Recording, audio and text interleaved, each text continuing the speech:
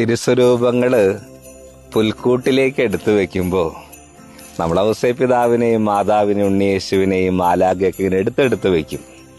പെട്ടെന്ന് ലാസ്റ്റ് സമയമാകുമ്പോൾ പെട്ടെന്ന് തിരക്ക് പിടിച്ച് അല്ലെങ്കിൽ വളരെയൊക്കെ പ്ലാൻ ചെയ്തൊക്കെ എടുത്തു വെക്കും.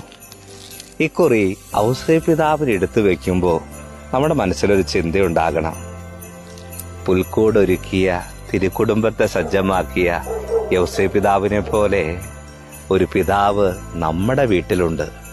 നമ്മുടെ കുടുംബത്തെ പുൽക്കൂടാക്കാൻ, നമ്മുടെ കുടുംബത്തെ തിരുക്കുടുംബമാക്കാൻ നമുക്ക് വേണ്ടി കാവലായും കരുതലായും മാറിയ നമ്മുടെ അപ്പന്മാരെ ഓർക്കാം. ഈ കുറി ഔസേപ്പിതാവിന്റെ രൂപമെടുത്ത് പുൽക്കൂട്ടിലേക്ക് വെക്കുമ്പോൾ നമ്മുടെ അപ്പന്മാരെ ഓർക്കാം. അവരുടെ ത്യാഗോജലമായ ജീവിതത്തെ ദൈവത്തിനു മുമ്പിൽ സമർപ്പിക്കാം. നമ്മളിലൂടെ, നമ്മുടെ കുടുംബങ്ങളിലൂടെ നമ്മുടെ എല്ലാ അപ്പന്മാരെയും അനുഗ്രഹിക്കണമേ എന്ന് ഔസേപ്പിതാവിന്റെ രൂപത്തെ നോക്കി നമുക്ക് ദൈവത്തോട് പ്രാർത്ഥിക്കാം.